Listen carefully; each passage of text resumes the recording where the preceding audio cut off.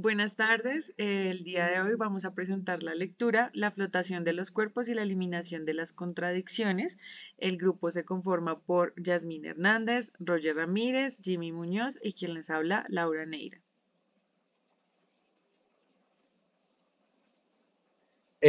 Bueno, rápidamente, así como lo han mencionado los anteriores grupos, queríamos hablar un poco de los autores, pero sencillamente vamos a enfocarnos en que cada uno de ellos, Ingelder y Piaget, trabajaron de estrecha relación pues en trabajos de psicología del desarrollo cognitivo, ¿sí? Pues para interpretar un poquito eso de cómo aprenden los niños de acuerdo pues a las investigaciones que ellos postularon. Bueno, digamos que vamos a abordar la lectura, la flotación de los cuerpos y la eliminación de las contradicciones. Para ello, digamos que la lectura empieza haciéndonos pues digamos que una invitación como a un ejercicio experimental en el cual se pone un sujeto, se ponen varios objetos, ¿sí? Y se le pide que clasifique esos objetos de acuerdo a si flotan o no flotan. Entonces, después de que el sujeto haga esa clasificación, se le pide que revise a través de la experimentación cuáles de ellos realmente flotan o no flotan, ¿sí? Entonces se le pide que haga la experimentación, luego que resuma los resultados observados y que de ello formule una ley. Entonces, digamos que la lectura entonces nos enfatiza en el estadio número uno. ¿Cuál es el estadio número uno? Pues digamos que es el de operaciones concretas, que bueno, va digamos que cerca de los 7 a 8 años, en el cual digamos que los niños se satisfacen con interpretaciones múltiples, ¿sí? Que muchas de ellas pueden ser contradictorias. Para este estadio, entonces nos marca algunos subestadios, pues que vamos a revisar rápidamente. En el subestadio uno, pues entonces se le pide a los niños que clasifiquen entonces los objetos en esa dicotomía, si pueden flotar o no pueden flotar, ¿sí? Pero pues digamos que los niños tienen múltiples explicaciones para estos experimentos, explicaciones que no tienen una linealidad y que por lo general prevalecen contradicciones entre los postulados que ellos generan. ¿Cierto? Entonces, de manera general, pues en este subestadio 1A, no se busca transformar lo real en algo deductible, no se sabe distinguir lo deductible de lo azaroso y no se asocia contradicciones iguales con resultados semejantes. Luego, digamos que pasa al subestadio 1B, en el cual digamos que se mantiene todavía la dualidad, ¿sí? De establecer cuáles flotan y cuáles no flotan, ¿cierto? Pero digamos que sigue sin lograrse eh, entender cuáles son las características que permiten realmente a los objetos esa dualidad, ¿sí? Sigue sin encontrarse entonces la ley, se conforman, digamos que los niños se conforman con explicaciones múltiples, desde la experiencia, digamos que surgen nuevas explicaciones, ¿sí? Entonces, digamos que nombra algunos ejemplos en los cuales algunos niños, de acuerdo a la lectura, hablaban de, bueno, que entonces que la madera flota y siempre va a flotar, entonces se les hace como ese tipo de preguntas. Y ellos, de acuerdo a esa experiencia, digamos que generan esas explicaciones que no se dejan agrupar en jerarquías. Entonces, ¿cómo así que no se dejan agrupar en jerarquías que no siguen una linealidad como tal, sino que hay múltiples explicaciones frente a ello? Bueno, por su parte, pues en el subestadio 2A está entre los 7 y 9 años. Esta sigue el subestadio de las operaciones, más bien el estadio de las operaciones concretas. Y una de las principales características de este subestadio es que pues los niños hacen más mención en la clasificación con base en las características de los objetos. De igual forma, se da el inicio de la idea de peso en relación con el volumen, ya que el niño comienza a renunciar y a dejar atrás la palabra o la mención solamente del peso absoluto y se empieza o se da paso a la idea del peso específico. Asimismo, también se hace mención o se hace presente la noción de densidad. La densidad se da por la relación que existe o que mencionan los niños del peso del volumen, no, del peso del cuerpo con el volumen que el volumen con el que éste cuenta, ¿no? Que es parte de las características. Eh, la idea de peso específico nos hace mención de que existe, a pesar de que, más bien, la idea del peso específico nos hace mención a que a volúmenes iguales el peso varía dependiendo la característica de esto. Es decir que, pues, se da la diferencia de que a pesar de que, pues, por ejemplo, un objeto como una esponja de 5 por 5, pues está de diferente peso que a una tabla o una roca de 5 por 5. Entonces, el volumen puede ser el mismo, pero el peso es el que cambia. También es importante mencionar que pues el peso forma parte de las características que hacen distinguir este objeto.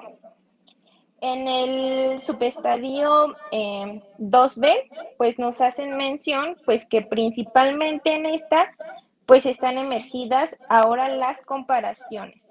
Es decir, que pues que hay que existe una distinción entre el peso de los cuerpos y también que dentro de este pues ya también existe el peso del agua. Es decir, en el subestadio 1A pues solamente se hace mención sobre el peso que existe en el objeto, pero ya en este subestadio 2B empiezan a tomar en cuenta que tanto el objeto tiene peso como el agua tiene peso. También el niño relaciona el peso del objeto con el volumen correspondiente del agua, sino que el peso del agua contenida en el recipiente también forma parte o tiene un volumen y un peso específico. También unas partes de las características principales de este estadio, pues es que pues se clasifican los objetos en función de su peso específico y no de su peso absoluto. También pues hay ciertas características que no solamente son pues únicas, ya que se hace la distinción entre las cosas pequeñas que son livianas y las cosas pequeñas que son más pesadas, asimismo a la viceversa, es decir, que objetos pequeños pueden ser livianos como objetos grandes pueden ser livianos, como objetos pequeños pueden ser pesados. También en este punto, pues también inicia la relación del peso y del volumen, pero aún no se estructura como tal. Esto ya empieza a marcar una de las características propias, pues, del estadio 3. En esta, pues también marca un gran progreso a la dirección de las no contradicciones, es decir, de que ya no existen tantas contradicciones, pero sigue existiendo esta parte de la experimentación pues al tomar en cuenta pues ciertas características y a poner a prueba los objetos dentro del agua y de la interacción que tienen ellos con el objeto. En general, pues es la falta de relaciones operatorias, pues no permite relacionar pues el peso con el volumen y por tanto no existe una explicación más científica o más encaminada hacia la teoría. Bueno, respecto al estadio 3, las edades se encuentran entre 9 a 12 años. Aquí ya se empieza a incluir el pensamiento formal, que va más allá ante las operaciones concretas relacionadas a los estadios anteriores, relacionados a la comparación, a la clasificación respecto a la masa y el volumen y a los objetos de cada uno de los elementos con los que se compara. A partir de este estadio se habla de la esquematización formal, que son actividades mentales que el sujeto o persona toma para concluir desde una idea lógica la explicación de un fenómeno.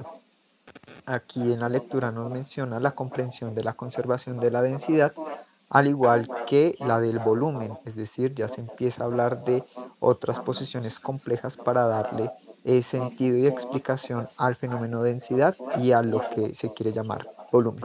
Y para llegar a esa explicación formal, el texto nos habla de otro proceso importante que está relacionado a la exclusión de las interpretaciones demasiadas simples que están relacionadas a los procesos que ocurren en el estadio 2 y 1 y se buscan responder o que las operaciones, los experimentos y las actividades observables respondan a una hipótesis generada por el estudiante.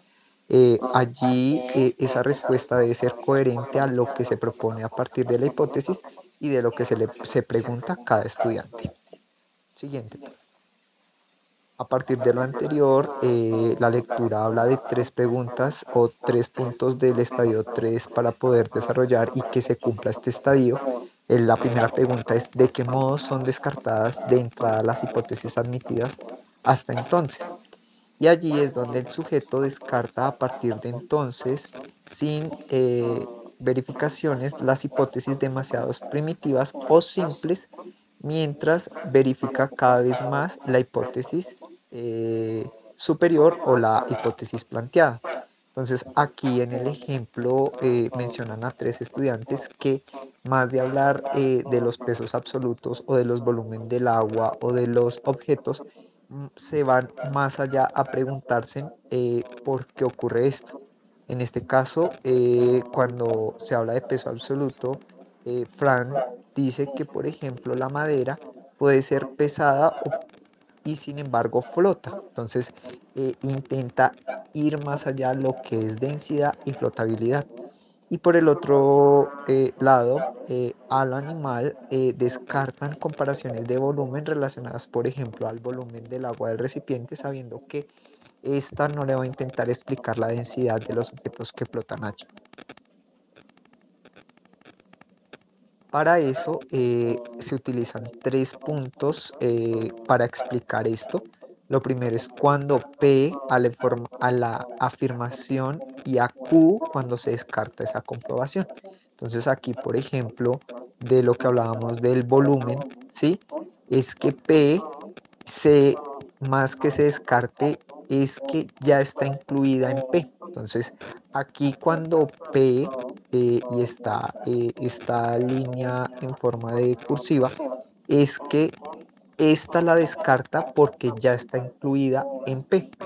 La segunda es cuando el sujeto toma conciencia de las 2 posibilidades reunidas entre P y Q y allí hay varias posibilidades. Por ejemplo, aquí desde la fórmula entonces nos dice que ese P y ese Q puede que sea verdadero o falso. Y a partir de esas es qué le puede permitir cuando Q es verdadero, es decir, qué le posibilita allí para dar a comprender el fenómeno de densidad y flotabilidad, y cuando Q en este caso es falso, qué esto le provee para explicar el fenómeno que quiere abarcar, que en este caso sería P.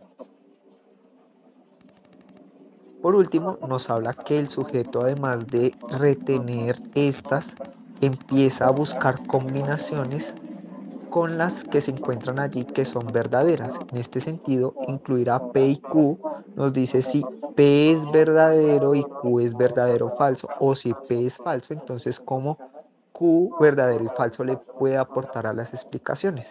En este caso relacionado a el volumen del agua en unión a los objetos si son livianos, pesados, si tienen agujeros donde pasa el aire y le permiten esa flotabilidad, es decir, dependiendo a la hipótesis planteada, cómo estas diferentes variables o estas diferentes posibilidades le permiten explicar el fenómeno de densidad y de flotabilidad.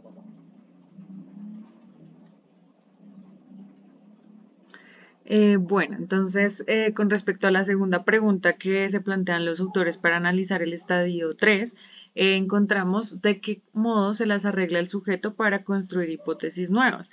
Ellos dicen que para poder entender más o menos cómo sucede esto en el estadio 3 es necesario ver el estadio antecedente, es decir, el estadio número 2, en donde, como ya habíamos mencionado, digamos que en este punto el niño comprende que pues que hay un cuerpo que es más pesado que otro, lo relaciona con el volumen y sobre todo entiende esa relación entre el peso del cuerpo con el volumen de agua. ¿Cuál es la diferencia? Que entonces el niño en el estadio 3 ya puede comprender que, o bueno, empieza a comprender que no es un volumen de agua cualquiera, sino que es un volumen definido de agua con respecto al volumen del cuerpo que estamos introduciendo en el agua.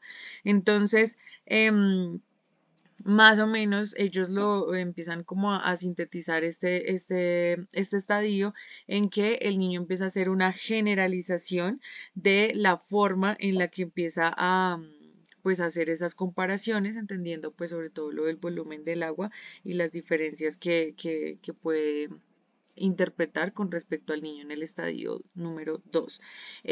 Algo importante que se resalta en este estadio es la afirmación de permaneciendo igual todo lo demás, porque empezamos a elegir solamente una variable que pues empezamos justamente a variarla, mientras que las otras las mantenemos constantes.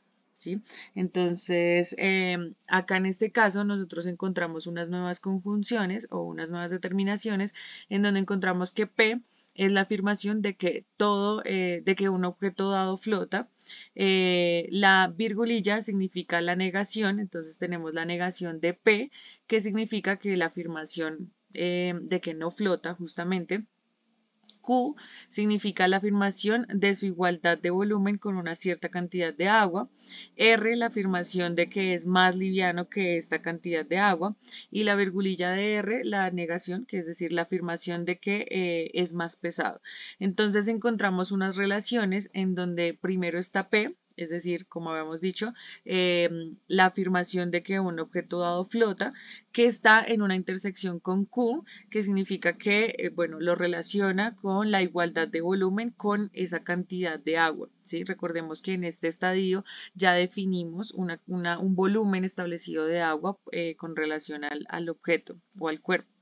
Y asimismo está en interjunción con R, que es que la afirmación de que es más liviano que esta cantidad de agua, ¿sí? Y estas están en unión con otras afirmaciones, es decir, con la negación de P, que significa que no flota, que está relacionado nuevamente con Q, de la igualdad de volumen con respecto a la cantidad de agua, y asimismo entonces con la afirmación de que es más liviano que la cantidad de agua. ¿Sí? Entonces empezamos a añadir algunas otras variables con respecto a entender la flotación de los cuerpos. En esta parte inferior, entonces, esto es como por acá. Esta es como la implicación recíproca. Encontramos una nueva fórmula y encontramos que son implicaciones recíprocas entre esas equivalencias entre las flotaciones de los cuerpos y los pesos relativos con el mismo volumen del agua. Siguiente. Listo, para seguir analizando esta parte, entonces encontramos otras nuevas, digamos que determinaciones, que sería P sub 0, que es cuando el objeto pues no flota ni se hunde, la cual está relacionada con Q, que es de la igualdad del volumen con la cierta cantidad de agua nuevamente, y con R sub 0, que es que no es más pesado ni más liviano que el agua. Estas están unidas o relacionadas con la negación de P sub 0, que sería que flota y se hunde. O sea, si P sub 0 es, ni flota ni se hunde, entonces la virgulilla de P sub 0 sería que flota y se hunde, relacionada con la igualdad de volumen con cierta cantidad de agua y que no es más pesado ni más liviano que el agua, ¿sí? Esto lo podemos notar en una afirmación o en un ejemplo que es de Rey, que dice acerca de, él habla acerca de un cubo plástico muy delgado y de densidad sensiblemente igual a la del agua. Entonces vemos que acá, igual que como veíamos tal vez un poco en el estadio 2, empiezan a acudir a términos de densidad. Aquí eso es mucho más fuerte. Entonces, bueno, que es de densidad parecida a la del agua. Y luego dice, ay, perdón, que si se lo llenase de agua, se quedaría en el medio, en el líquido, porque el peso es el mismo. Entonces, digamos que acá también empezamos a ver que básicamente los niños comprenden que los pesos no están cambiando, ¿sí? Sino que en realidad el cuerpo sigue teniendo el mismo peso, cosa que no notábamos tanto en el estadio 1. Entonces, digamos que por fin acá empezamos a, no, espera, la de antes. En esta parte por fin empezamos a notar cómo el niño empieza a eliminar ciertas contradicciones, como por ejemplo esa, pensar que el peso de los cuerpos está cambiando cuando en realidad es el mismo. Y pues digamos que podemos pasar a otro tipo de explicaciones. Luego entonces ahora sí la tercera pregunta entonces es de cómo logra verificarlo. De esta manera digamos que los autores empiezan a cerrar un poco el texto y es haciendo un recorrido sobre todos los estadios y cómo podemos ver la diferencia entre ellos. En el primero encontramos el nivel preoperatorio, entonces preoperatorio 1, en donde el sujeto en realidad todavía no hace ninguna prueba ni ninguna como verificación de lo que él está diciendo, ¿sí? Mientras que en el nivel de operaciones concretas 2A y 2B es donde empezamos a ver que pues no experimenta por sí mismo, no es que él mismo quiera hacer alguna acción para verificar, pero si uno se lo solicita o se lo pide, pues digamos que puede tratar de hacer algo, pero no por, ahí como dicen, no experimenta espontáneamente, no por iniciativa propia. Diferente al nivel de pensamiento formal, que es donde encontramos a partir del estadio 3A, que ahorita vamos a ver que se viene el 3A y el 3B. En el 3A, entonces encontramos que trata de demostrar ya sea la verdad o la falsedad de alguna afirmación, teniendo en cuenta pues un conjunto de combinaciones posibles que permiten agrupar estas combinaciones de modo demostrativo, ¿sí? Entonces, dale a la siguiente. Entonces acá vemos cómo los niños en el nivel de pensamiento formal, es decir, el estadio 3A y 3B, hacen esa verificación. Por ejemplo, en el nivel 3A empieza a, digamos que ya los factores peso y volumen no son tan independientes y ahí es como había mencionado anteriormente, se empieza a acudir a otra variable que es la densidad, ¿sí? Entonces dice que variar el peso dejando constante el volumen, que para estudiar el papel del peso pensar en mantener invariantes factores independientes cualesquiera, por ejemplo la temperatura, presión, etcétera, que era lo que hablábamos anteriormente, que empezamos a dejar esos factores independientes, los mantenemos invariantes y variamos algunos otros como el peso del cuerpo. En el estadio 3B, que es alrededor de los 13 y 14 años, pasa algo interesante y es que empezamos a notar que los niños empiezan a buscar una unidad métrica, ¿sí? Entonces es cuando empiezan a decir, bueno, pues vamos a pesar esos objetos a ver cuánto pesa, ¿sí? Entonces empiezan a necesitar el uso de instrumentos para poder dar unas respuestas mucho más concretas o mucho más veraces con respecto a datos establecidos y datos ya más concretos que le permitan hacer esas comparaciones entre los cuerpos que se están usando para las flotaciones. Entonces, de esta manera es que los autores concluyen su texto haciendo como un recorrido desde todos los estadios que hemos estado hablando y de cómo ellos verifican la flotación de los cuerpos. Muchas gracias. Muchas gracias a todos. Gracias.